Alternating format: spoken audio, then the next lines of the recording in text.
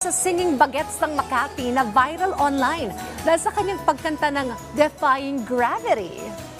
Talaga namang basic na sa maraming Pilipino ang pagkanta. Agaya na lamang po ng isang batang ito mula Makati na. Aba, madali pong naabot ang mga high notes ng kantang Defying Gravity na theme song sa isang pelikula.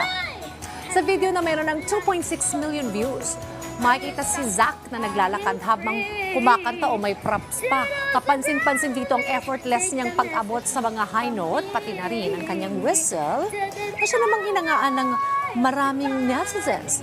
Ayon sa kuya ni Zack na siyang nag-upload ng video, mahilig talagang kumanta si Zack. Sa katunayan, marami na po siyang sinalihang singing competitions. Mayroon din siyang nag-viral na video sa TikTok habang kumakanta naman sa isang mall. Aba, ang kagaling naman ito Pwede na nga pumalit kay Elphaba sa galing niyang kumanta.